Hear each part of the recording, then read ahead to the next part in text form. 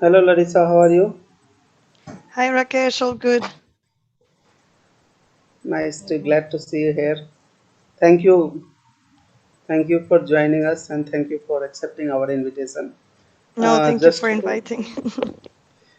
this is like we have one another program, Global Compact for Migration certificate program currently going on. So this is a second lecture on theories and concepts related to migration and diaspora. So thank you everyone, and thank you Larissa for joining this lecture. And good and very briefly, I'll just introduce your profile with participants so that we can have discussion further and we can start lecture on time. Dr. Larissa Lara, she is from Transnational Communities and Digital Communication. She is a Transnational Communities and Digital Communications Officer at International Organization for Migration (IOM). Larissa completed her joint PhD in Migration Studies and in Social and Political Sciences at the University of Paris and at the University of Leeds. She holds an MSc in Migration Studies from the University of Oxford and an MA in Conflict, Security and Development from King's College London. Larissa has published multiple academic articles and policy papers specializing in transnationalism and diaspora engagement. Dr. Larissa currently she is handling iDiaspora section of International Organization for Migration. Uh, she has been very kind to us, to GRFDT, also for the program to accept our invitation.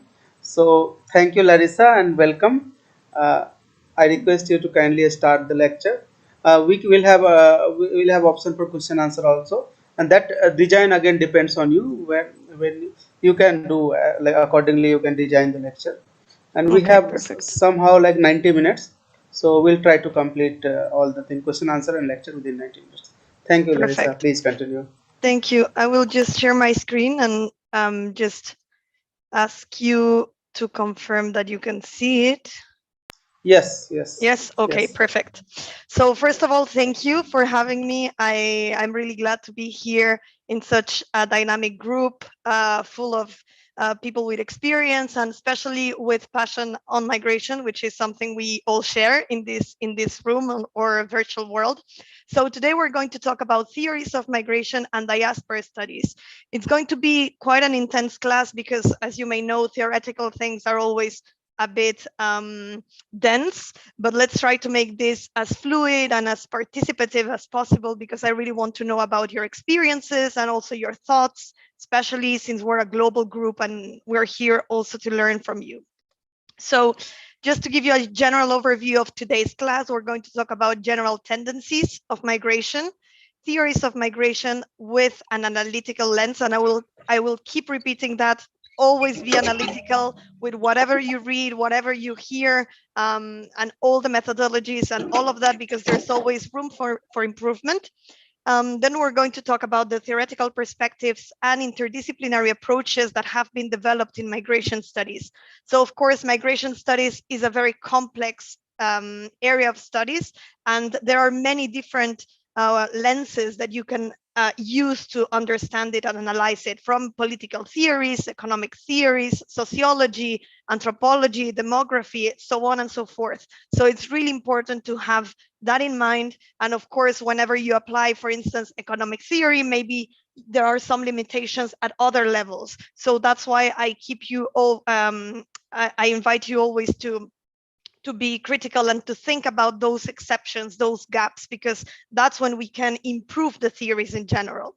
And finally, we're going to discuss what diasporas are, different definitions, different lenses, and hopefully we will also discuss examples from your countries or interests. So I always like to start my presentations with this graph because I remember when I started studying migration studies, I think this was one of the first slides they showed us in the school. So basically, we tend to believe that there are more migrants because of the media, right? They're always telling us, oh, the crisis of migration here and there, which of course we're not going to diminish. But when we look at the numbers, um, across the history, we can see that there is this 3.5% that is quite stable along history. So just to keep that in mind, because of course, whenever we see all these flows and this so-called crisis, of course, once again, they are security issues and humanitarian issues above everything. That's for sure, depending again the lens and the spectrum that you want to give to the flow of migration. But again, we don't have to forget that global population is also raising. So it goes hand in hand, right? So we just wanted to start with this.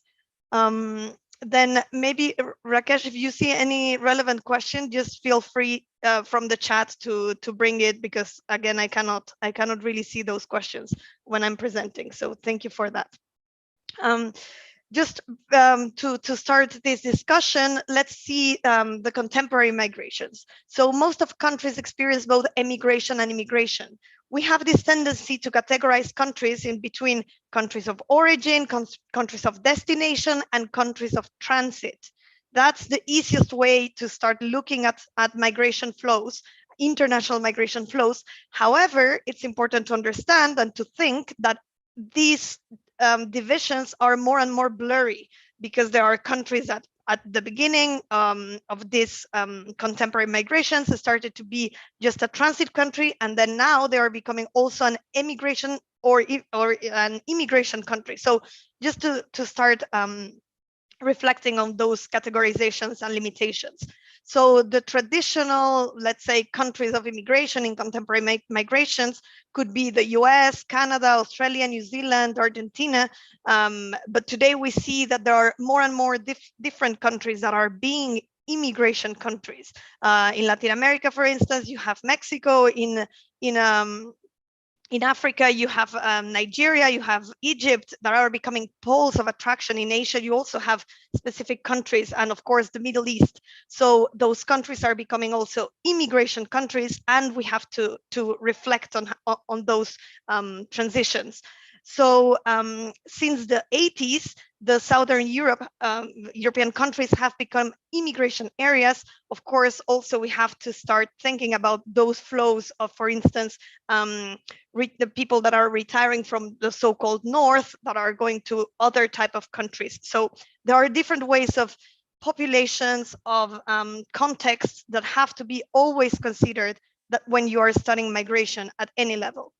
So Africa has more refugees than IDPs relative to population size than any other region in the world. And that's also very relevant to understand, because, and to really reflect upon, because again, looking at the media, we tend to focus a lot in the so-called north. I'm always very critical about that division between north and south, but that's how the literature defines it. And I think there are common terms that we have to overcome to start some discussion. But the so-called north, it's always the title, right, of the media, and a lot of refugees and a lot of migrants are coming here.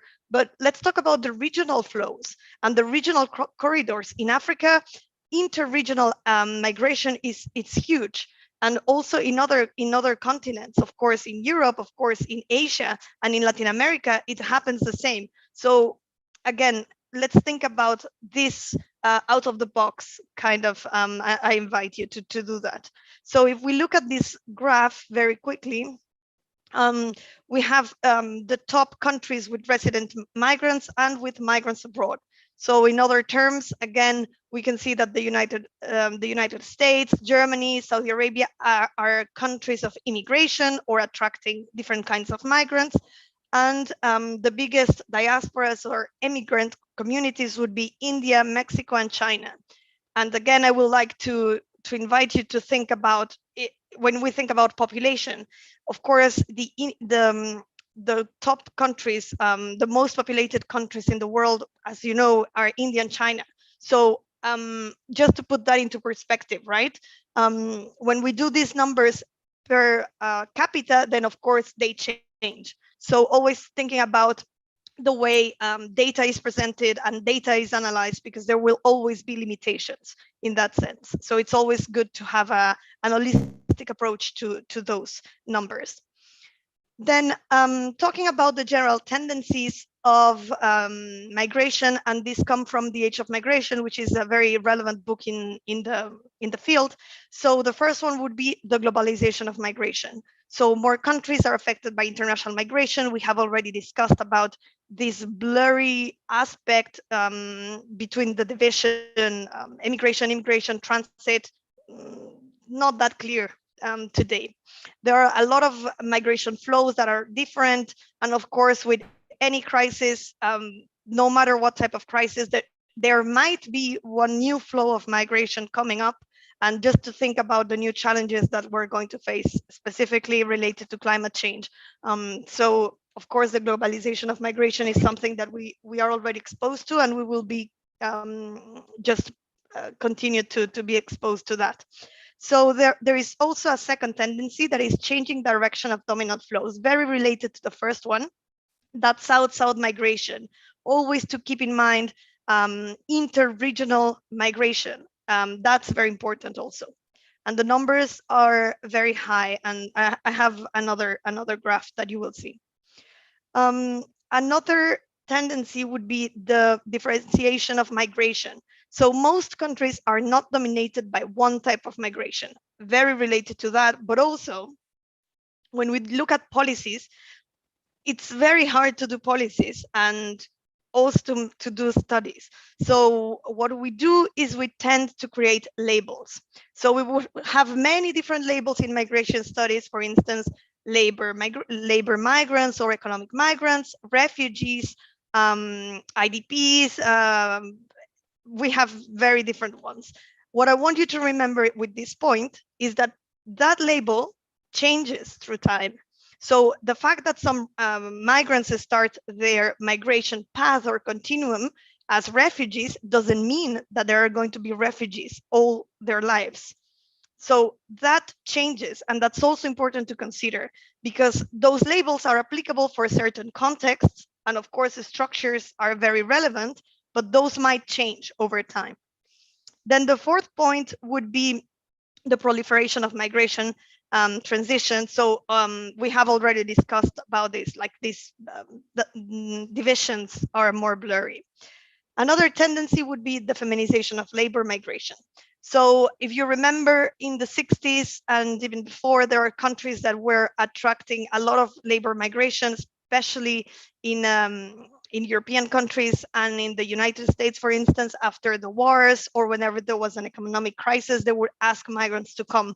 And those would be for specific purposes, for a specific time. And for instance, I'm thinking about the Gestarbeitet program, which was in Germany for Turkish migrants, or the Bracero program, for instance, in Mexico. So those programs were mostly targeting men. Today, it's not the case. Today, we see also women taking the lead on migration, taking migration as a strategy to support their families in their home countries. So we have different theories and different populations. For instance, Cape Verdeans that go to Italy, Filipinos that go to the Middle East, and ties to Japan, etc. There's a bunch of literature looking at specifically the movements of women in different contexts. And the last point that I want to make is the growing politicization of migration. This comes very aligned with what we have been discussing about the media and who portrays migration as a problem. So on that, I would say migration is not a problem. Migration is something that it is intrinsical to human history. So it's just a matter of understanding, of really contextualizing and unpacking all the different dynamics to understand, to make better policies, which would mean respecting human rights as much as possible, and of course ensuring that migrants have their capacities and abilities and capabilities to become agents of development. That would be the last goal, right? So yeah, those would be the 6 trends. And maybe I would like to open the floor because I'm talking too much. So let's see if some of you want to raise their hand and give their views on these 6 trends of migration. I cannot see anyone raising their hands. Wait. Hello, Dr. Larissa. Yes. Hi, thank you very much. I'm here to support you with that. Thank you. So yeah, just I can see that in the chat we haven't had any questions going. Okay. Yeah, so I think it's okay. You can oh, there we go. I see Faistina. Please go ahead.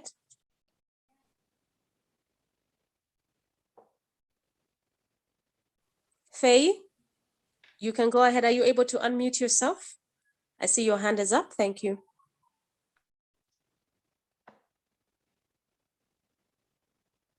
Okay, for some reason, FaceTime is not able to speak. So maybe somebody else. Any other hands? Any questions?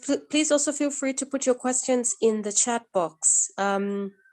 And yes, we will be able to share the PowerPoint afterwards. But please feel free to interact in the chat box. Thank you very much. Dr. Lara, maybe you just go ahead. I can see we are not able to yet. Thank you. No, thank you, Patty. Let's keep going then. No, it's just sometimes I feel I talk too much and I really want to listen from them. So thank you for that. Let's keep going then on more theories of migration. So again, there's a misconception that migrants, and thanks to the media and to other dynamics, power dynamics at different levels in global politics, that we tend to believe, or at least they try to make us believe that the people that are migrating are the ones that are with the least resources, and that's completely false. Migrants come with a lot of social capital, and most of them do not move from the poorest to the wealthiest countries. So actually, wealthy industrialized societies tend to experience simultaneous high immigration, substantial immigration, and internal movement. So there are theories that prove that the volume and complexity of migration often increases with development. Of course, when you want to migrate, you already have that idea that you want to migrate. And migrating, I'm sure most of you have talked with migrants or experienced migration yourself. It's not an easy thing. You leave your country, you're exposed to different cultures, norms, and to do that, you really need at least a certain level of resilience, of capacities to adapt. So whenever we see these stories of migrants are vulnerable people that we have to support all over their lives, that I completely disagree with this. So just to emphasize those capacities and resources that migrants come with each time they move from country to country. Yeah. Then, of course, more social capital and education increases people's aspirations and capabilities to migrate. And that's also very related to development. Whenever a population is educated, they have access to more education, social capital, opportunities. Of course, they are exposed to different trends and information, then it might affect also their aspirations and capabilities to migrate. So global inequalities in income, political freedom, and quality of life also explain migration. So again, just to highlight that migration is not just something that happens in the air. It's really intrinsically linked to global trends and to globalization and to society and to history. So in this, I would like to hear from you, at least from one of your of you to start the discussion. If you agree, if migration is an intrinsic part of broader processes of development, globalization, and social transformation, rather than a problem to be solved. I would like to give, please, if someone would like to comment on that.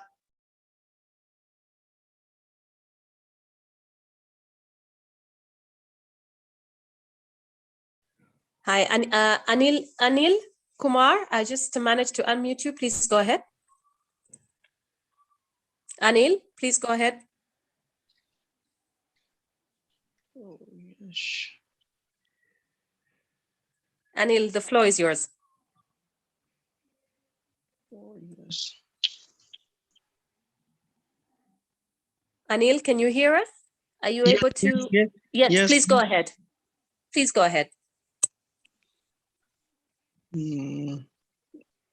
I could not connect properly, ma'am. Yeah, that's okay. Now we can hear you. We hear you loud and clear. Please go ahead.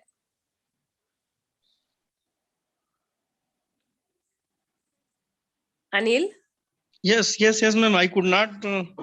Okay, you can go ahead. Now you're connected and we can hear you. Would you like to share your question? Just go ahead and ask.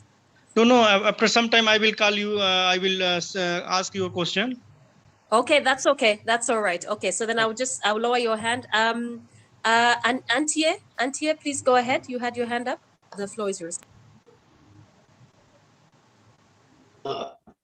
My name is Anetia Basi from Nigeria. I believe you can hear me. Yes, Mr. Basi, you're welcome. Thank you very much. Go ahead. The issue of migration as an intrinsic part of border process and development, I don't see migration as problem, and that's what a lot of people see. Migration, I have never seen migration as problem. Rather, I see migration as skill adaptation and lifestyle changes that comes from migration. People cut cross culture from one place to the other, bringing their culture, bringing their way of life. People travel that much far, go learn, and come back to their country of origin to practice that which they have learned from one place or the other. For instance, Indians that they were coming into Nigeria, they're coming into Nigeria as migrations, and then they're coming here to teach a lot of Nigerians that were here. And we adapted from them. How come then we can now close in and say that migration is a problem, so people should not move from one place to the other? I see migration as an angle of development where people use it to develop their culture, use it to develop their technocrat, use it to develop their best. That's my take on migration. Thank you very much. Thank you. Excellent. Thank you so much for sharing that. Okay, we have Joanne, Gloria. Please go ahead with your question. Thank you.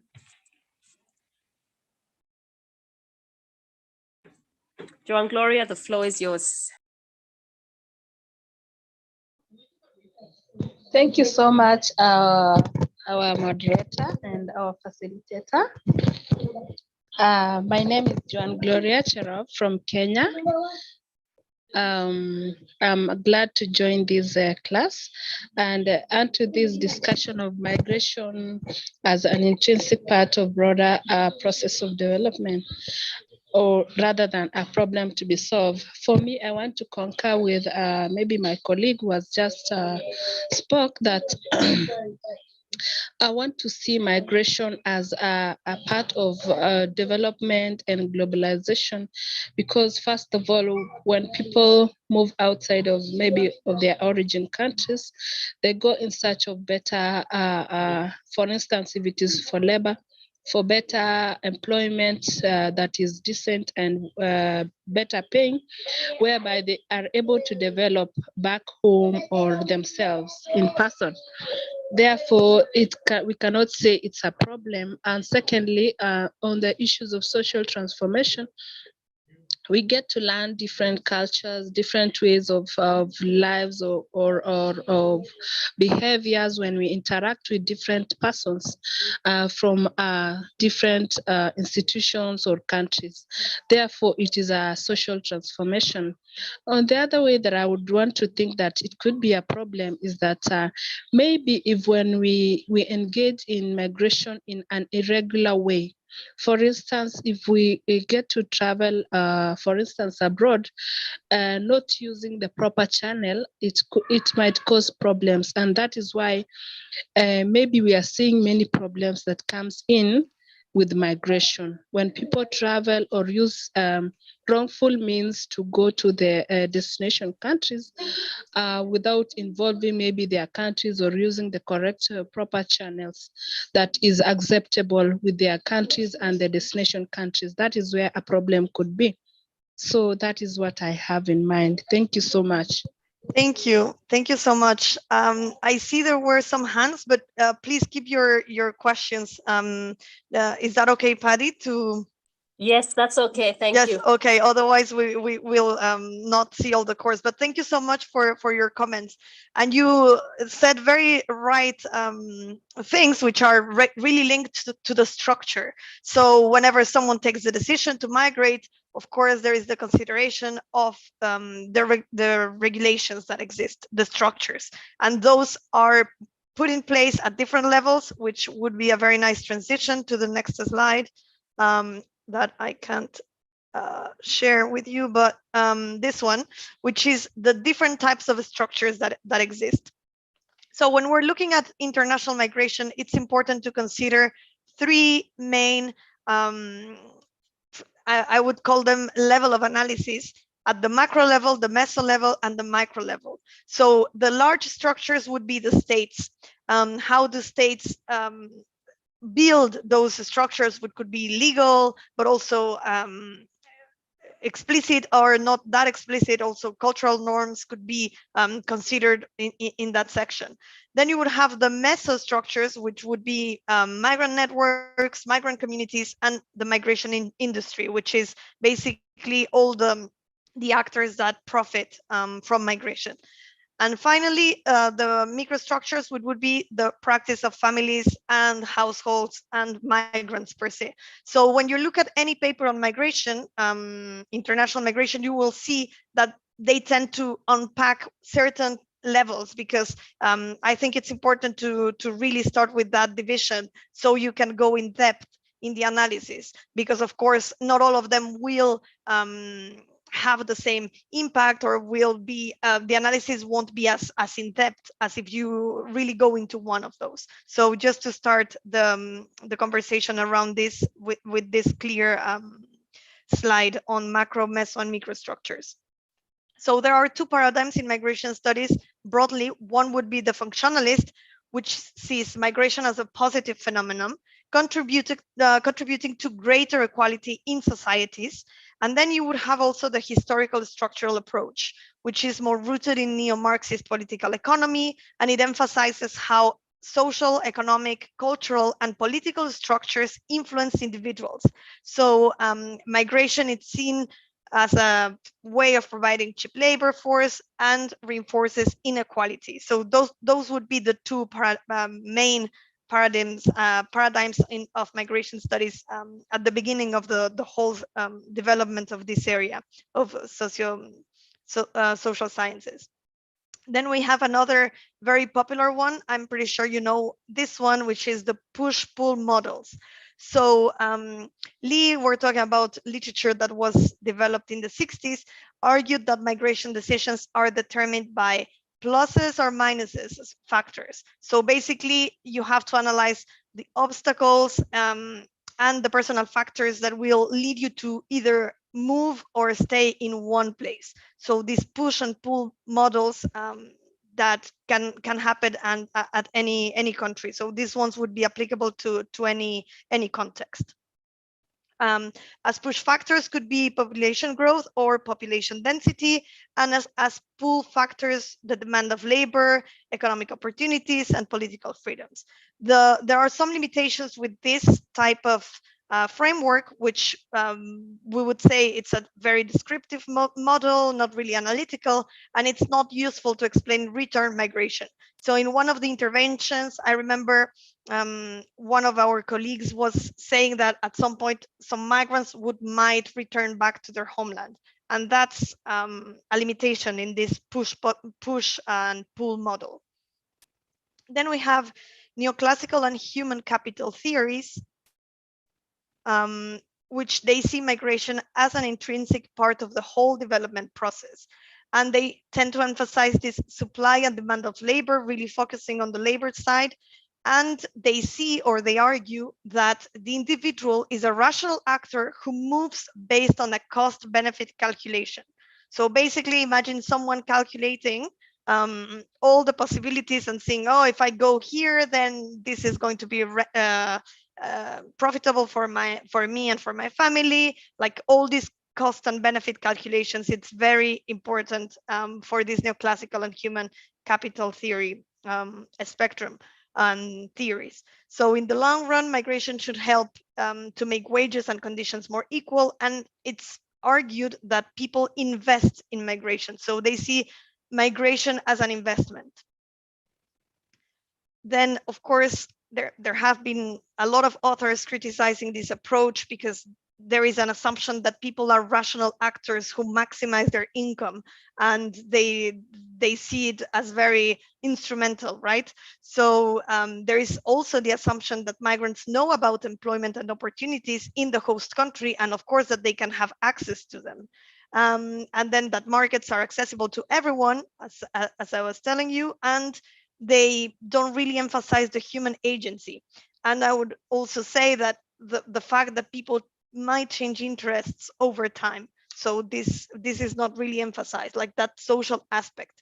So migration is seen as a process with people's choices are constrained by structural factors, instead of also putting into place and into the analysis in the table the human capacities and the human wills of people, which is also very relevant whenever someone takes the decision to migrate or potentially to return to their home countries.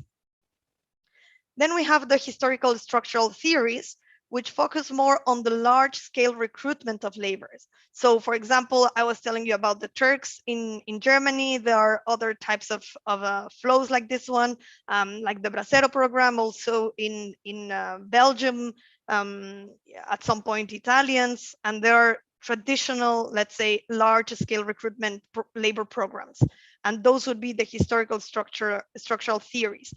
Then the availability and control of labor is both the legacy of colonialism and a result of war and inequalities.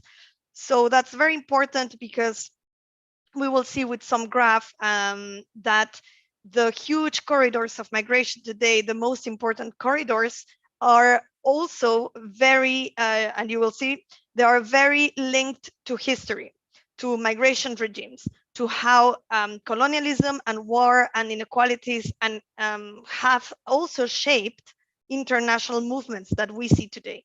So you cannot forget about those historical and geopolitical dimensions when you study migration. Then these approaches also see that another assumption is that economic and political power is unequally distributed among wealthy and poor countries. Of course, when you're looking at inequalities and you're looking at colonialism, then you are talking also about this inequality in terms of political power. So that's also very relevant to keep in mind when we're looking at this. And of course, capitalism reinforces inequality according to these theories, and migration leads to even more inequality. Then we have another important theory that is becoming more in the 90s, which is globalization theory. So this theory emphasizes interconnectivity. We have already spoken about the different cross-border flows, such as in finance, democratic value, cultural, media, people, all of this. But of course, we have to think that not all countries and not all cities or localities and populations have the same access to this interconnectivity. So today we will also be in terms of migration theories, we would also look at specific cities. So we would argue that some cities, global cities, for instance, they are more diverse and they have people living there, they have access to more interconnectivity and to access to more resources and to more to these capacities and resources. So globalization is seen as a new form of imperialism designed to reinforce the power of the northern states. These are all assumptions from this globalization theory. And international migration is selective.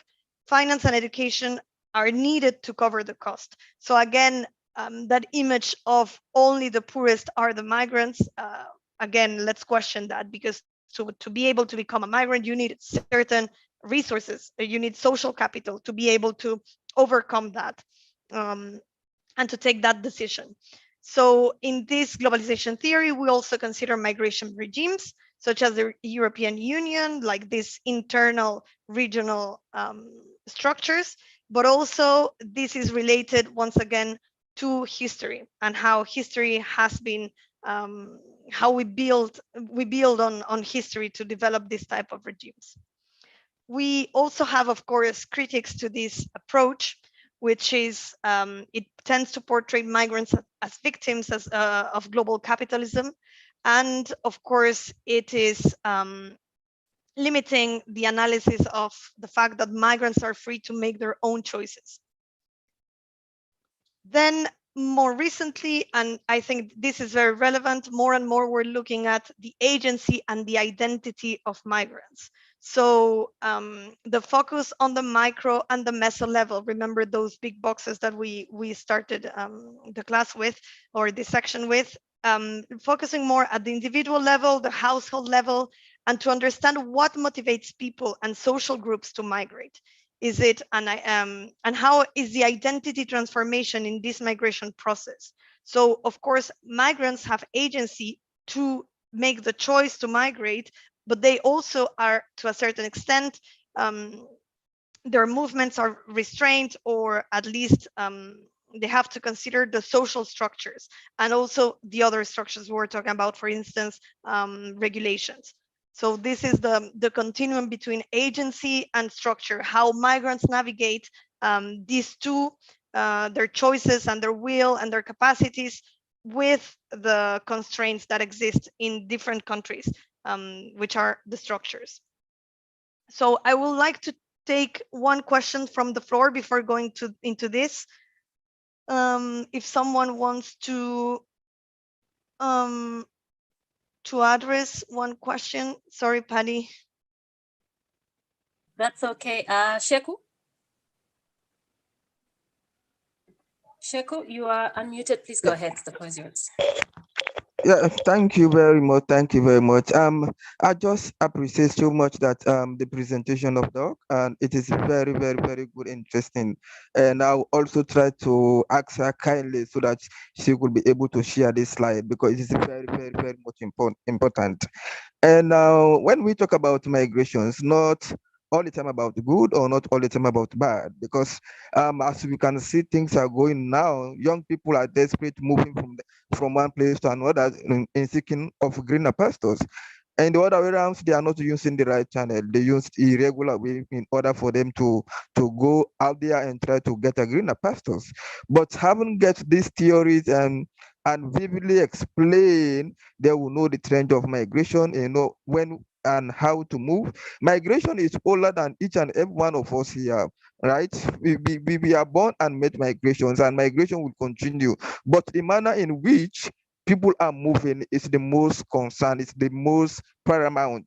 When you are to move, you make sure that you observe all what you need to, and you make sure you prepare yourself and try to get the necessary documentation, which will allow you to go and stay where you want to stay. But in the other one, again, what I have seen for the past years, what is the factors, what is the pulling factors of young people of taking this irregular way of migration is just because of the excessive denial of visas. Some young people have graduated and they have all what it takes for them to move on, to go to another country so that they will start up their life, because having graduated in Africa here without getting job opportunity, so that makes them to try another area else. But once they go for these visas, they normally deny them. So, oh, you are just from university and you don't have the requirement in order to. So that frustrated them. In the other word, then they have their friends who are, maybe they are not even attending, they don't even have degrees, or they are not educated. They use this irregular way, then they find themselves to Europe and living a very good life. So that prompt them in order for them to move that other way around again. So in this sense of this theory that we are presenting here, it is very much educative, and we need this theory. And I also have sent my personal email address so that I will learn more from your presentations. And I need them to be a guide to me, to my office, and to all of my colleagues who are in the office here, because this is a very good guide presentations. Thank you very much. I appreciate you a lot. Mr. Sheku, thank you very much. And we will be sharing the slides later. Thank you for those interventions. May I ask, I think Faye Faisitan. Okay, Faisitan, thank you you. are welcome. Yeah, thank you very much. Larissa, very good presentation. But I have two things I want to say. I love the fact that you don't like the North-South dichotomy that comes into literature. That is, for me, I agree with that too. But I want to say that contemporary migration, especially labor migration in contemporary times, is for me is aged on development that is going on. A very good example, we have a lot of labor migration into the Middle East because of what is happening in the Middle East. Qatar is, especially with Qatar wanting to host the 2022 World Cup, the UAE opening up and everything. However, the policies in this place, it does seem to support temporary accommodation of migrants. You understand? They love the labor that, the agency, the skills that they bring, whether unskilled or whether low skills that they bring, but to get the project done. But once the city is built, these same migrants become irritants. So for me, I think that is something that we need to look at again, that if you're talking of South-South development or South-South migration, as it were in quotes, but the development that comes with it, it shouldn't just be temporary, because it's just a matter of the fact that people who contribute to the development, they should be allowed to actually enjoy those development. That is one. Then number two, for me, I think we've been looking at the push and the pull model, but definitely the time has come for scholarship to extend and look at the fact that there are those who are forced to return, not necessarily voluntary return, but what about those who are forced to return? And that is where the problem of integration becomes an issue. People have pre-departure information, but when they return, there's a stigmatization that comes with especially forceful return to some societies. That's number three, which is another thing I want to, I'm sorry I'm taking your time, is the fact that I read in the news this morning that there's a former interior minister in Italy that's facing trial for not allowing 2 refugee ships to dock in an Italian city in 2019. And the guy is on trial. I saw it in the news. He was on Al Jazeera this morning. But what I'm trying to say is the fact that it's getting to a stage where the concentration is on those who arrive by other means except plane. More migrants come through the sea, come through land borders, but it's like everybody just forgets the fact that if you arrive by plane, you are not a migrant, you are a visitor but I will tell you that there are a good number of people who deliberately get the visa, the entry visa to go, and it is with an intention not to return. So the emphasis is on those who are the vulnerable ones, are the ones who arrive by by land or by sea, overlooking those who actually come by air, who are another categories of migrants into different places. Thank you very much. I just think we need to take these three into perspective. Thank you you. very much. Yeah, let me just come in again once more. Let me just come in again. Thank you very much. Your presentation just reflects my memory, what is going on presently in Germany that has to do with Sierra Leoneans. The Sierra Leone government and the German government, as they are about to deport more than 2,000 Sierra Leoneans who have been there for the past 5, 6, 10, 15 years without getting the appropriate documents. So this issue has been taken about a week ago. Sierra Leoneans are on the street protesting that they are not going to return back home because they have spent all of their time there. They have given back to children. They have spent, it is very, very disheartening when you see them on social media. They are crying. They live under the snow for the past 5 to 6 days. They are on the street trying to protest. So in these reasons, I don't know how best they can be able to come together, the government of Germany and the government of Sierra Leone, to see how best they can be able to protect these people. Because these people, they have spent most of their time, some of them 15 years without getting paper, some of them 10 years, some of them given back to children. So how can those people be deported back to their country? And when they come back to our country here, to Sierra Leone back here, how can they live What can they do for their survival? What the government of Sierra Leone has put in place in order for them when they when they return back home, they will be able to start back their life. Some of these things are very, very difficult, which the government, which the international committee need to put into consideration, or else maybe more than 2,000 people return back home without nothing to start their life. Maybe that will also bring an order destruction or war, because I can't imagine we are just from 11 years of war. So something like that, because when those people are out there, they take care of their family home very well. So when they return back home, those families that they take care of, they are also going to be affected. And in that sense, getting job in our country, in Sierra Leone here, it's very, very, very, very much difficult.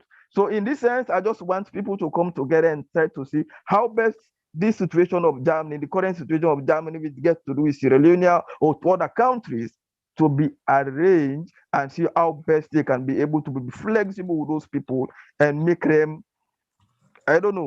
So this is my suggestion, because thank you very much. Mr. This is Sheku, my suggestion. Mr. Sheku, thank you very much. Just in the interest of time, Dr. Lara, thank you for these questions. I think some of the questions are going to also underpin the question around the the return agreements, and so how do we see sort of the linkages between the theories and what's really coming out, and how do the theories really speak in terms of allowing us to deal with some of the persistent problems that are related to the migration dynamics. Joanne, Gloria, I see your hand up. Is it okay if we can wait for you to ask in the next set, just to allow Dr. Lara to reflect on the questions, but also to just continue with the presentation. Thank you. Thank you, Paddy, and thank you so much for your comments. I think they make total sense. And if I just can react 2 points. One is that always you have to think that theories, there is a gap. I always say there is a gap between the train and the platform, because theories and reality, as Paddy pointed out, there is that gap. So all of these theories are useful to understand, but of course they will have limitations. And the interest of research is to build on these theories. None of these are 100% right. You have to keep that, as you just did, that critical mind to keep building on what has been already said, and then trying to address the complex world we're living in. Because of course, globalization was at the same level as today, or even the pandemic, or even just think about everything that we're still going to face in the future. So all of these theories are interesting to start understanding and thinking about all of those different approaches, but of course they have limitations. As any paper, as any research, it has limitations. So it's very good, and I really appreciated all your comments, because it shows that you are not only concerned about how to better have a structure on migration governance and how to improve migration governance, but also it reflects your critical mind, and I really appreciated that. So with that, I will go with the next slides, and because we still have a lot of material, but I know it's quite dense today, so that's what I do this kind of question and answers in between. But let's keep going on the new economics and household approaches, which basically they focus at the household level. And one of your intervention was about that. You were mentioning families. And that's exactly what these approaches do. They consider migration as a strategy, of course, but as a household, not only one person alone making all the journey to go to another country. So household approaches show that factors such as social security, employment, credit insurance are important to determine migration. But of course, there are limitations, which would be, what about pioneer migrants, the first ones, the ones that go alone? And what about gender? So I will keep going before giving you more the floor. Then there was another type of theories that were developed in integrating more the social aspect of migration, because as we have seen at the beginning, it was more on the economic side of migration, but now we tend to also introduce and understand better the social and the anthropological aspects of migration, with, for instance, network theories, transnational theories, migration system theories, and of course, understanding that the migration continuum which is the decision when you start the journey, well, when you decide to migrate, then the journey, then arriving to the country, and then staying in the country, or, as you pointed out, to return back to the home country. So those theories, we are there, we're getting there also in terms of the slides. So thank you for also pointing that out, the returnation question. That's also in the theories and very relevant, of course, for policies. So in terms of networks, we try to unpack how all of these communities, migrant communities or diasporas that are formed, can support newcomers. For instance, they create cultural networks or social economic level networks at the micro and meso levels. So that's why that's important. And the migrants create and maintain these social ties between the host and the home societies. So at this stage, we're looking at the meso level because we're looking at groups of people interacting in different countries that can facilitate migration. I hear some, please, could you mute yourselves? Otherwise there is the echo. So thank you. So factors such as warfare, colonialism, occupation, culture, language, and geographical proximity often play a crucial role in the initiation of migration processes. Of course, we have seen already that comes from the historical approach, right? Like, you cannot think that migration is not embedded in history. So that it's also feeding this in this type of theory, in the migration network theory. And migrant networks are defined as sets of interpersonal ties that connect migrants, former migrants, and non-migrants. That means people that are in the host country and in the home country, and maybe even in a third country. So that's also important to consider. Social capital and membership in a group, that's also very important. They share a common identity, a common language, potentially common social groups, and that's also important. And then the formation of migrant community at one destination increases the likelihood of more migration to to the same place. So that's one of the assumptions of this network theory. Of course, it also has limitations, and there could be a saturation of the network, and that's also relevant to consider. And there is literature on that. Some people leave their countries because they don't want to be with the same mindset. Just think about specific cases. If you're fleeing a conflict, or you are being chased in your country of origin and you want to move abroad, then you don't want to necessarily spend your days with people from the same country, right? It might remind you to that thing that made you be a migrant, that, yeah, in this case, pushed you away from your home country. So there is also, that's why we consider the agency of the migrant, because maybe that migrant doesn't want to be in the same community of his or her country of origin. So in that case, the networks wouldn't be that relevant. So another critic for this theory, or just besides the one I just said, is that they tend to see migration as a self-perpetuating movement. So it would, through these networks, the cost of migration would reduce, and then there would be a faster adaptation. To a certain extent, it could be easier for migrants coming from one country to another to just follow the cousin, for instance, or the uncle that is already in the country of destination. Yes, it's true, but sometimes it doesn't happen like that. So it really depends on the study and the context that you're looking at.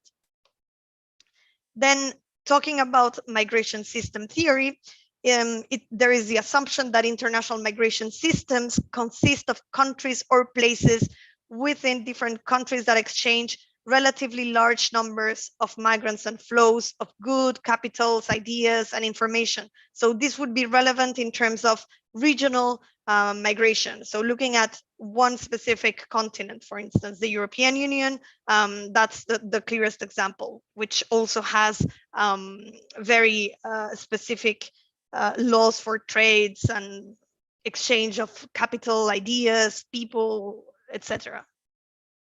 Then, talking about destructure capabilities and aspirations of migrants. This is another set of theories that they argue that the individual migration actually comes from the capacities and capabilities and aspirations of the individual to move. So at this stage, we're looking more at the micro level. We're looking at the individual, the migrant, deciding how to move and where to move. And again, we have this idea that income growth, improved education, access to information and technology will increase the capacity, the capability, and the aspiration of migrants to migrate. So they are exposed to more information, they are exposed to more resources that then will increase their will and capacities to migrate. And again, we have to consider this continuum between voluntary and forced migration, agency and structure that I already explained in the slides before. So just to conclude, before going more into the diaspora theories, migration is an intrinsic part of broader processes of development that we have already discussed, and social transformation and globalization. And migration processes have internal dynamics based on social networks, contextual mechanisms, and individual decisions that macro, meso, and micro level that we have been discussing and unpacking. It's very important because history would explain certain things, but not all of them. And that's why we have to then look at the networks, that how the community is behaving, but also we have to look at the migrant, how at the household level, but also at the individual level. Then here, maybe I will open just for one comment before going to the next slides, but I really wanted you to see this graph, which is the top 20 migration corridors involving African countries. And just with all the theories that we have been talking about, if you had any comment looking at these corridors, please. Yeah. Dr. Lara, I've got Mamadou Sise. Do you want to come in with your reflection or the question, or just to respond to the question that Dr. Lara has asked? Mamadou, the floor is yours.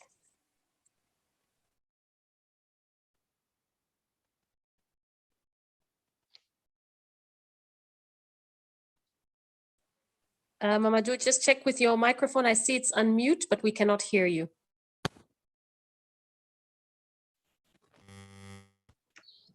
Can you hear me now? Now we can hear you. You're welcome. Thank you.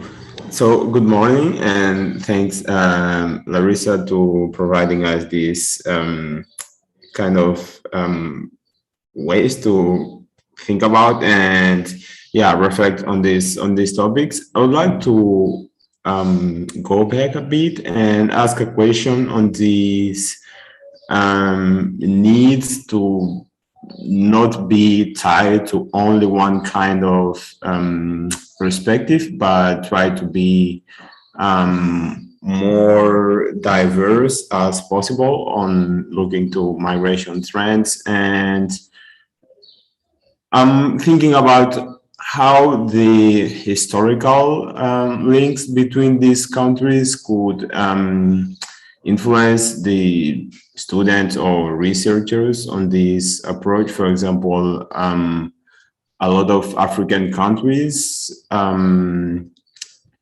was affected by kind of Marxist analytical process because of colonization and stuff like that. And nowadays, they are kind of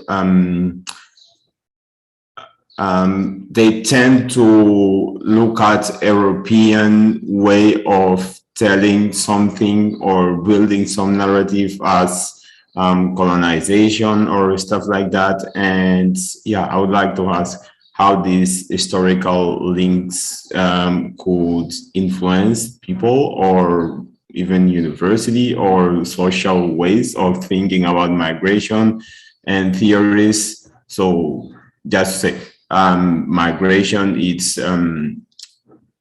or provide us only good things or stuff like that, but there is another complexities or movements that are going on. So how these past and historical and another processes could influence the way or maybe transparency of migration researchers on these topics. Thank you. Thank you. Yes, of course, colonialism is taken into consideration, and I think more and more, actually. Of course, the historical ties between certain countries, it's again very key to analyze when looking at one specific corridor or trend on international migration. And I think people are questioning more and more the notion of colonialism, and I think it's important to do that. And in terms of theories, of course, we will see that there have been theories specifically linked to colonialism, to unpacking racism, unpacking the gender imbalance, also the intersectionality, as we call it, right? So, of course, there are theories that have to be still implemented, I would say, systematically, with those lenses of making the distinction between the background. I also saw in the comments the difference between social class and all of these very different specificities of certain populations that can affect the way they migrate. So we will see, of course, those have been taken into consideration, and they are more and more. But of course, we still need to push them to be systemic. They have to be systematically in there when we look at migration. I think we look at any type of corridor, for instance, this, and we think about history. But then we have to also think about intersectionality when we look at this, like who is migrating, what age, at what time, all these questions, because they will shed light more and more deeply in the flows and dynamics. But thank you for that question. Thank you. We take one more, and then we see Ngozi. Mr. Ngozi Lewis, you are welcome to take the floor. Hello. Hello, please go ahead. Okay, Ngozi Lewis. Yeah, please. It's great presentation, Laura. Please, can you address the fact that you've been saying that migration is an intrinsic part of development? Can you address the fact that sometimes migration brings destruction in countries? So, for example, in Zimbabwe, at a point, those in diaspora, we are also sending resources to destabilize the country. Also, in places like in Nigeria and some other countries in West Africa, is those in diaspora are sending remittances, or they are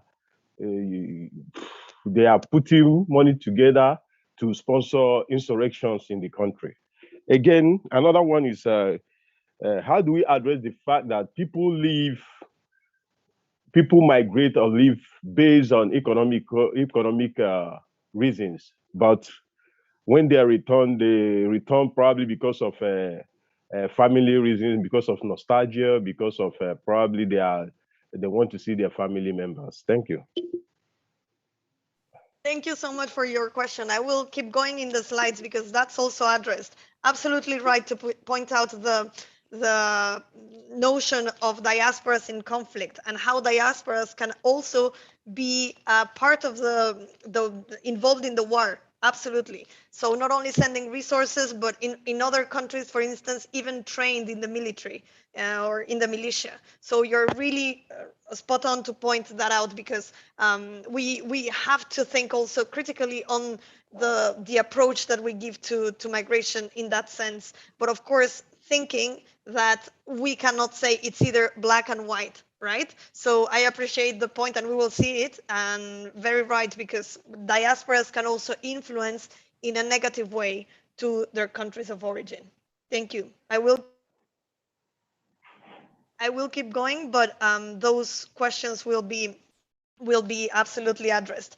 So in terms of theoretical perspectives and interdisciplinary approaches, we have already seen, and with all the theories that we discussed at the beginning, they are really looking at historical approaches, economic approaches, but more and more today, we have this interdisciplinary lens and approach. So we start looking at migration more with transversal or cross-field notions, such as gender, such as intersectionality, those that we were discussing. So the impacts of migration on development, we can see, and the literature points out, that long-term effects of immigration on society emerge particularly in the later stages of the migratory process, when migrants settle more permanently. And I know some of you would be asking about the returnees, and that's very right. So again, limitations. All of these theories have limitations. So of course, it's important to mention that when one population would set, for instance, I'm thinking about the Italians in Belgium, they would set more permanently. And today, when you go to Belgium, many Belgians have Italian names. So they are part of the Belgian society, which was not the case at the beginning. So that's what this specific theory is reflecting on, not the returnees that you were pointing out very clearly. So we start also to look at the ethnic minorities and the impact that they have. So the subordination position in society, the inequality, you were talking about racism, and all of this is also included in the new ways of studying migration. And to some degree, to what extent these populations have access to resources and to, for instance, how they are received in the host society and how they interact with the host society. So this is all absolutely a phenomenon that is being analyzed specifically in certain countries, right? For instance, in the United States, in the literature also in the UK, in France, in Belgium, so in Italy, all of this is being addressed and contextualized.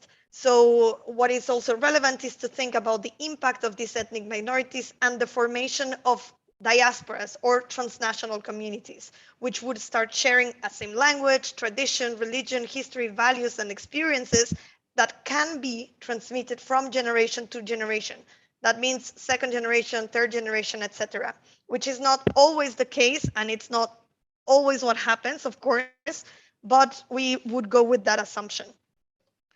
Of course, there are theories of racism, and again, linked to colonialism. And I think more and more people are being more critical on these theories, and they are pushing for them to be always in the discussions. That I think it's something that we can see more and more in the literature and in global debates, and yes, in the policy world also. People are getting more this notion of the exclusion that happens, the discussions on racism, xenophobia, discrimination, and exclusion. And thank you for raising that point, because I think it's very relevant, and we have to keep not only studying them, but also taking this into consideration, and having this critical lens is very important to address in policies. And another trans-cutting topic would be gender. So racial and ethnic divisions are crucial dimensions of social differentiation affecting migrants. And of course, not only that, also the age, the legal status, all of these labels or characteristics that form the identity of any person affects the way they are perceived in the host society, but also in the home society for returnees. So there's a lot of literature that points out that, for example, people that go to one country and then they want to come back, there is a gap, and rightly so. Why? Because they were not there. They were not involved in those processes in the country of origin. So sometimes they would have that adaptation time again, right? To reintegrate to their society where they were coming from. That's also relevant to point out, specifically with diasporas. There are countries where, for instance, diasporas are involved in the peace building processes, and then the local population would be a little bit suspicious, right? Because they left and they were not involved. And then to what extent do they have the legitimacy to come with new ideas, with their new experiences, and with a saying into these processes. So that's also something that we have to think about in specific contexts of peace building, and it has been also analyzed. Then going more onto the cultural identity and community level and theories, the literature points out that for ethnic minorities, culture plays a key role as a source of identity. We have already seen it specifically for diasporas, and as a focus for resistance to exclusion and discrimination.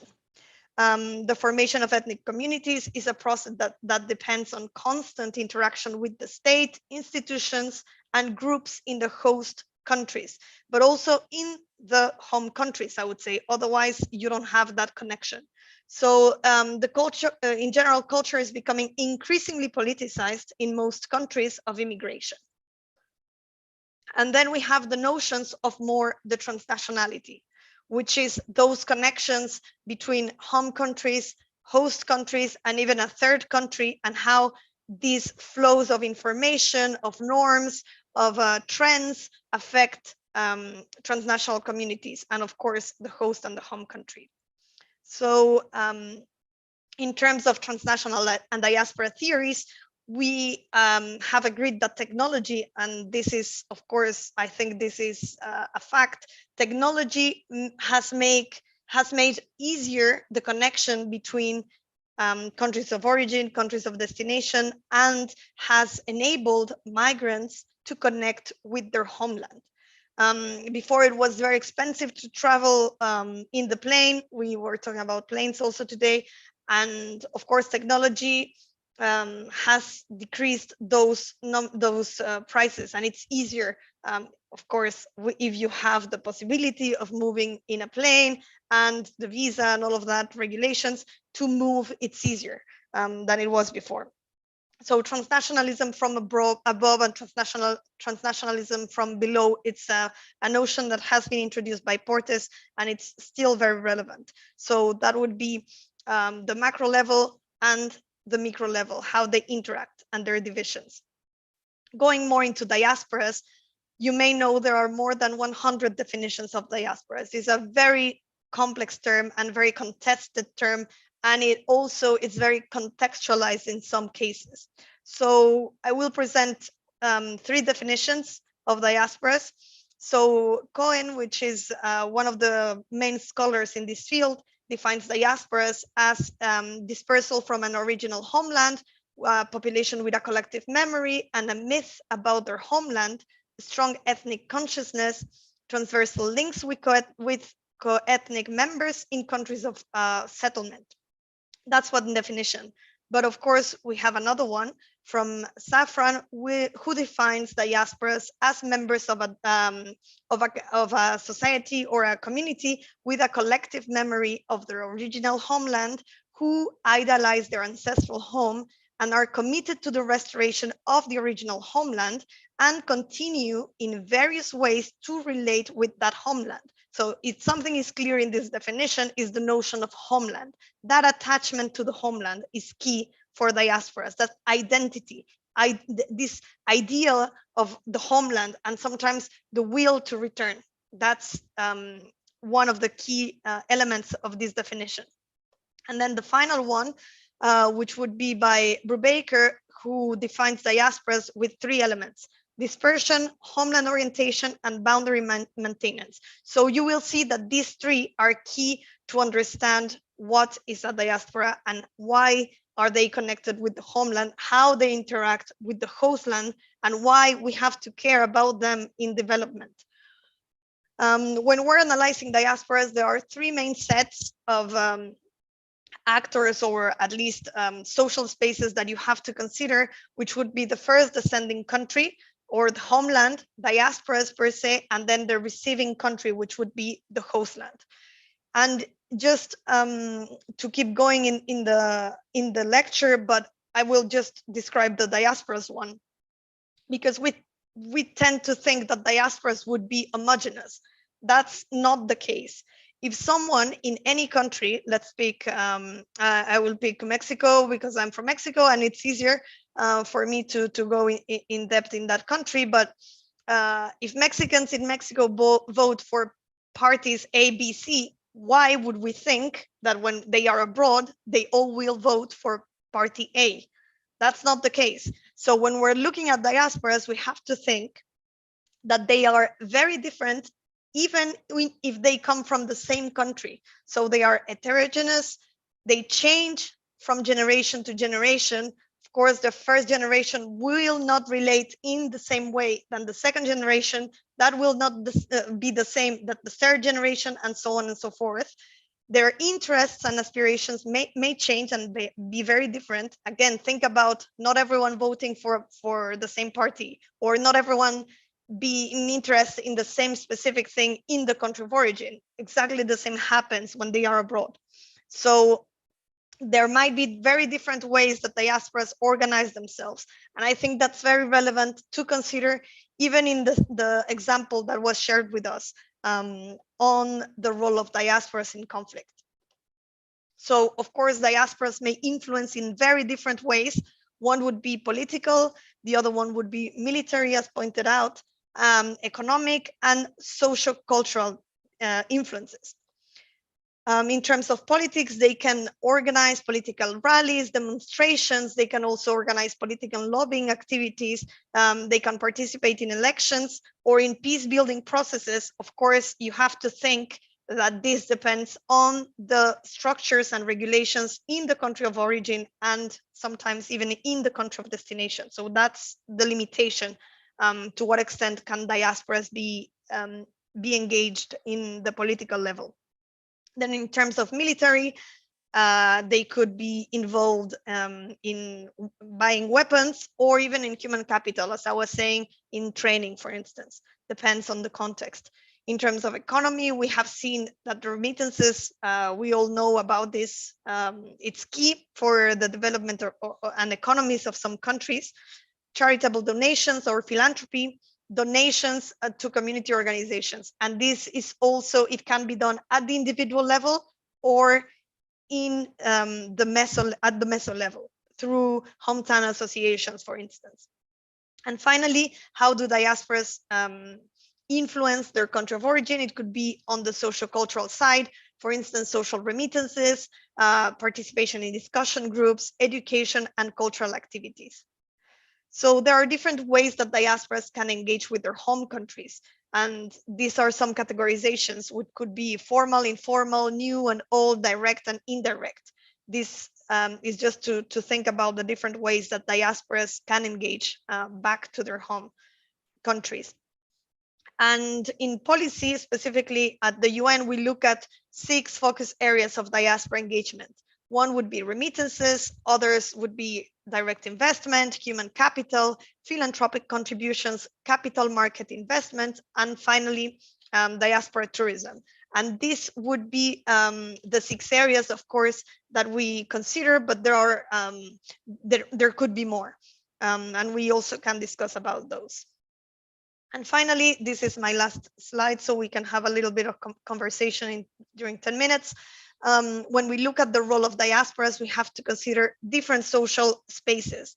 Again, thinking about that macro, meso, and micro levels, we have to start with the individual, then consider the hostland and homeland, considering again the structures, the rights, and how the individual can navigate those two. Also, the individual is, of course, part of a diaspora, so how they interact and how they connect with members of diasporas. And I have to say that diaspora, the concept of diaspora, is not only state-based, meaning if you are a member, for instance, of Maghreb, of one of the 3 countries of Maghreb, Morocco, Tunisia, and Algeria, you might also feel that sense of belonging to the Maghreb, which is not one state, right? So there is an extra layer there of complexity, because you can be for one country in Africa and then feel attached to the idea of Pan-Africa. The Pan-African like frame could be also something that you feel identified with. So that complexity, it's also in the diaspora level. And finally, globally, how do these actors or this migrant interacts at the global level And at the global level, we have different actors, such as, of course, the UN and other types of international organizations. And that would be it from my side. And I'm very happy to answer to any of your questions during the 10 minutes that we have left.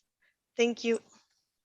Thank you very much, Dr. Larissa, for just really diving us into these theories. Like I always say to you, I'm always taking notes, you know, no matter how often I sit down to listen, you know, on the theories, because I think that you have brought out a lot of issues and there's been some great discussions around.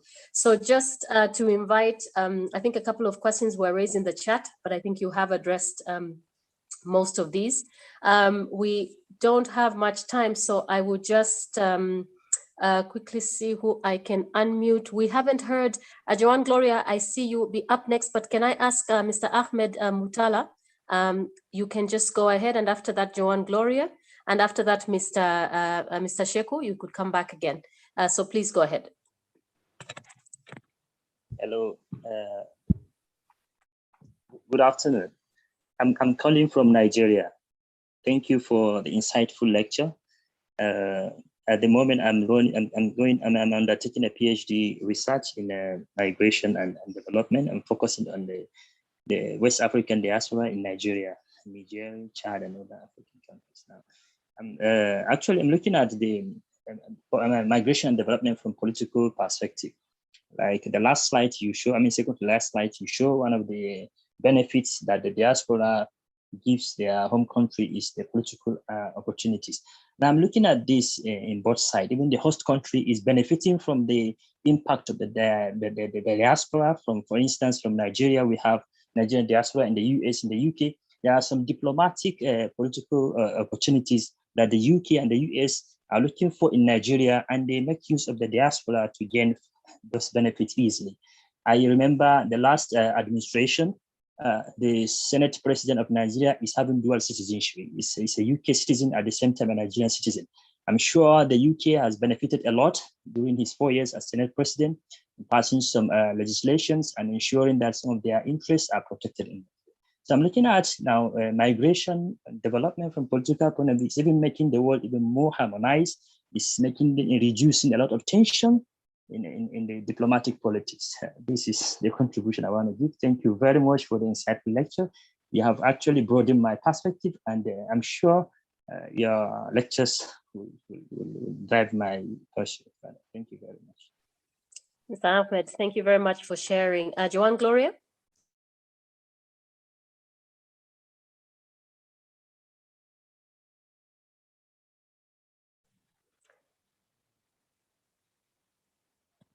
Joan Gloria, are you able to come on? Okay, please go ahead. And after that, we have Mr. Sheku. And after that, we can have Mr. Raja.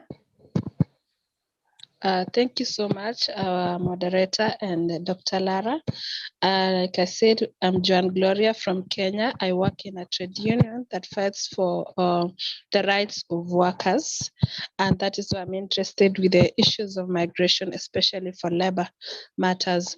I want to think differently with Dr. Lara on that part of the theories tend to bring up that those who migrate are poor, or so the theory is not thinking that way, but I want to think this way to concur with that, because when we look at the push and pull factors of migration, especially here in Africa, we get to see that the great things that makes people want to move outside to search for better employment is that, for instance, lack of employment in the country of origin, or the underemployment, employment that is not decent, overpopulation, and such kind. So if somebody is being forced to go out and search for better employment outside by those kind of factors, then that means that the migrants are poor, they're not well off, they're not stable, they're not able to have that good life that anyone would want in the first instance. Secondly, there is a tendency here in our country whereby people are moving to the Middle East because of the proximity or because of the also pull factors in the other side, the availability of jobs and the ease of going to that place. And when we find that most of the people who are traveling to the Middle East are those who comes from the poorest, those who are from the villages. And what they do is that the agencies, they tend to give them loans that will enable them to travel for work, and then they will be deducting as they work. So you see that I want to believe that those who are moving outside at the moment are those people who are not able, even though the traveling outside for migration or abroad is very much expensive, in other words, but to have a better life, as much as you are poor, you just have to do whatever you have to do. And those that are moving out, so many of them are the poorest. Thank you so very much. This class is so insightful. I'm learning a lot, and I'm grateful to all of you. Thank you. God bless you. Thank you, Joanne Gloria, always for your interventions as well, your active participation. Mr. Sheku, and then after that, we can have Mr. Raja.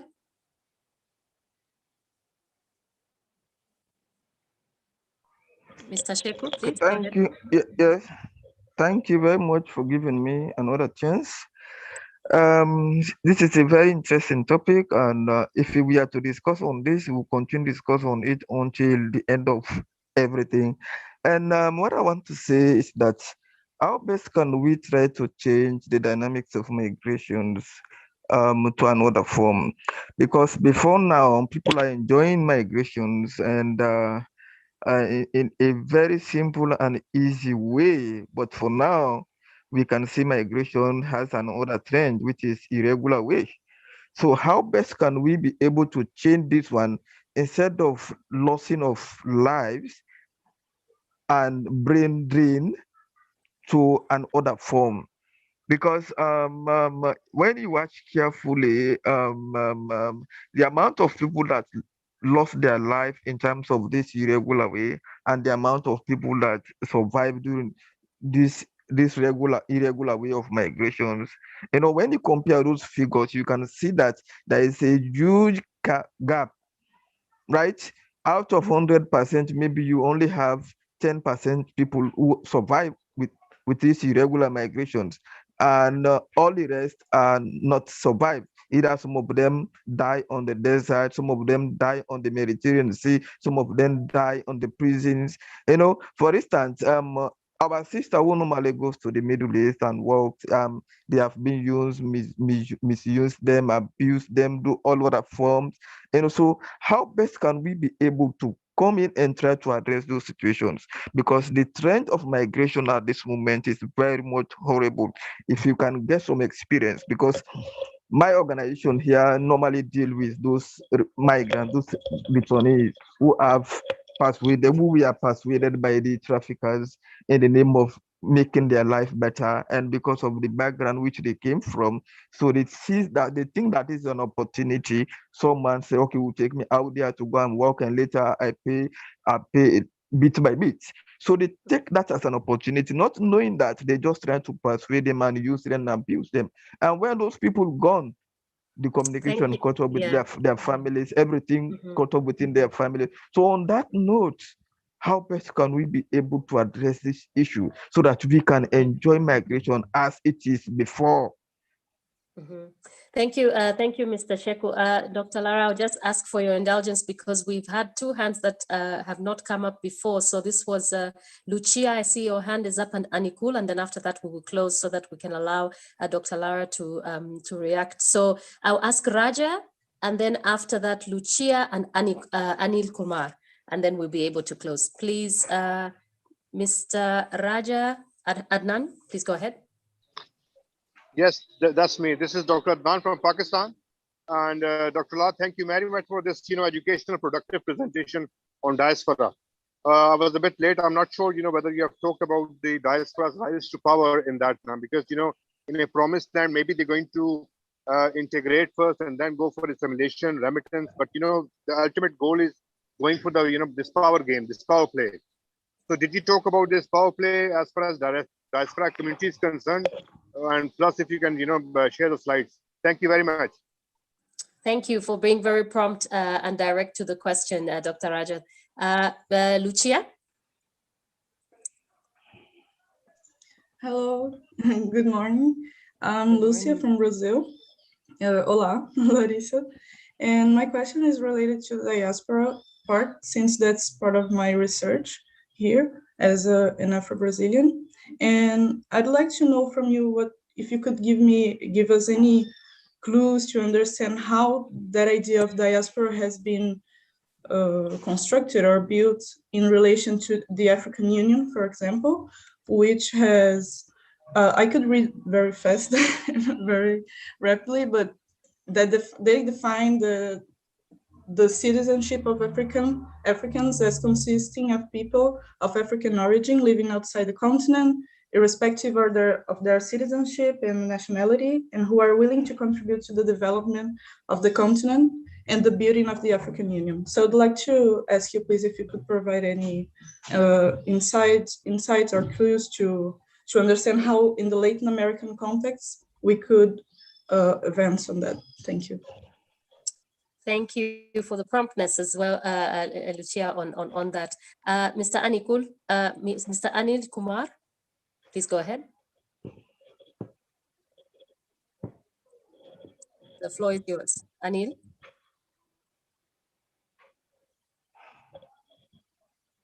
Once again, Anil, just try and unmute. Are you listening me? Yes, we can hear you. Please go ahead. First, congratulations to everyone who Yes, organized this conference, and then Dr. Larissa Lara, who introduced the different aspect of diaspora. I am a PhD research scholar in India, Mahatma Gandhi International University of India, Wardha. A lot of migrated people who become diaspora live in all over the world. Where does I know there are not a single country where migrated people not live. In a democratic country, there is a lot of migrated people lives. Nowadays, there was a big question on diaspora because diaspora is live in everywhere, and most of them are not connected with their origin country. Some discrimination happening with them, and properly that country could not properly to do proper. I am a research scholar. My topic is cultural landscape of Indian diaspora in Mauritius, a big village in Mauritius. This is most important for me to know a different aspect of diaspora. And thank you, Dr. Larissa Lara. Thank you for these questions. Dr. Lara, I know it's a mouthful and a lot. Would you like to cover some of those questions? Yes, thank you. Thank you so much, Patty. And of course, thank you so much for the questions. I think they are very critical, and I love that they are very insightful. And also you shared from the context that you are more experienced in. So thank you for those. Just very briefly, I don't think I will be able to answer to all of them, but I was really catched by the how can we kind of stop with this culture of migration and stop this abusive behavior in the borders and violation of human rights and try to protect migrants.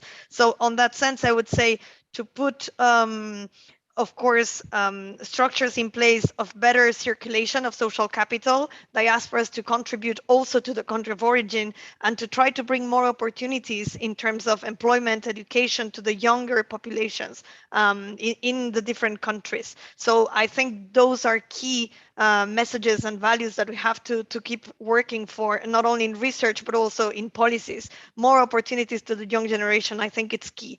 Employment, education, and think about the different actors that are involved in this process. not one country can do it on its own. Also at the global level, there are resources that have to be put into place. Also at the diaspora level that we have discussed, there are resources that can put into place for this, and it's just an effort of everyone to do it. So that would be my answer for that.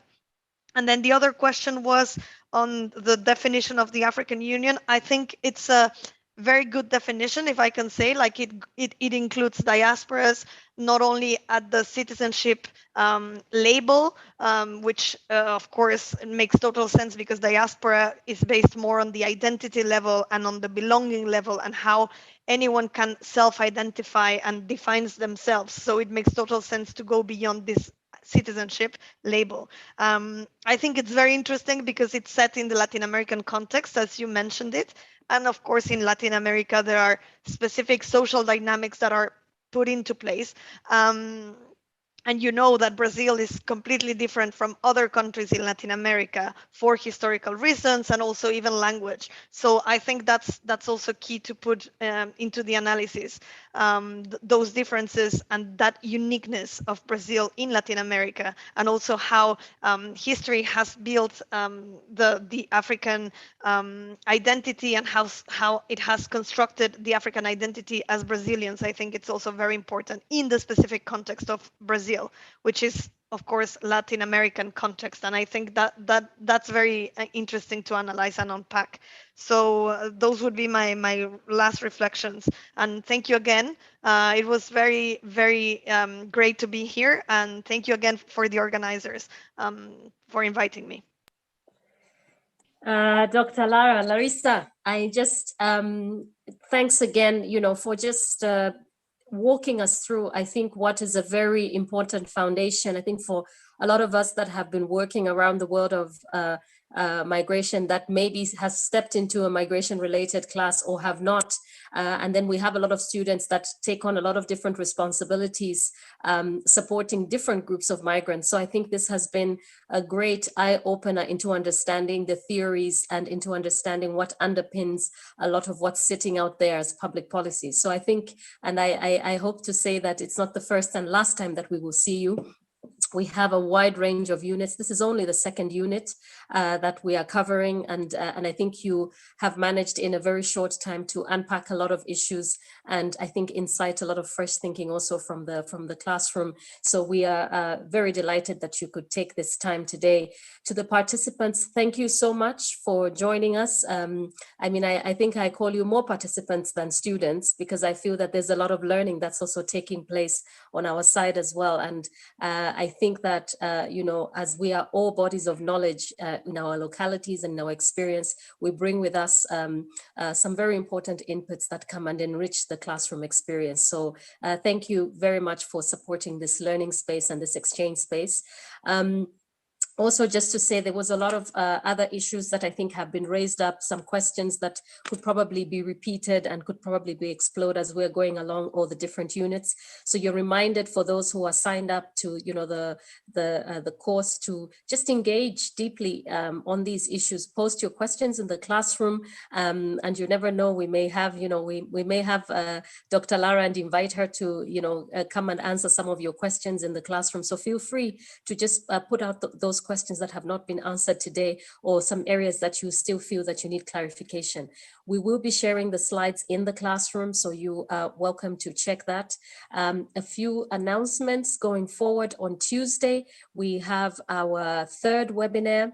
So the third webinar will be looking at the Global Compact on Migration, objective number 3. As you know, we are diving every Tuesday into each of these webinars. And the idea with the webinars is that as we are learning, with our eloquent lecturers, such as we have had today, we come back into a room calling different experts to unpack what the world, or at least the majority of global actors, came together in 2018 to coin the Global Compact on Migration. So we're trying to unpack what were these objectives. So on Tuesday, you are welcome to invite your network, your friends, and even family members, because the issues that we talk about touch on particularly the migrants and their families, and trying to understand what is really happening around the world of migration governance. So Tuesday, 3 o'clock European time, we will have the Global Compact Objective number 3 that looks at provision of information for migrants along their pathway. So you are welcome to join us. And then again, we meet next Saturday for the next unit. So until then, if you have any questions, please feel free to share that in the classroom and do let us know. I've seen a couple of congratulatory messages going to Dr. Lara. Yes, a wonderful lecture. Thank you very much. Thank you also for being active in the chat and sharing your resources. And yes, have a good Saturday and take care and be safe. Thank you. Goodbye. Thank you.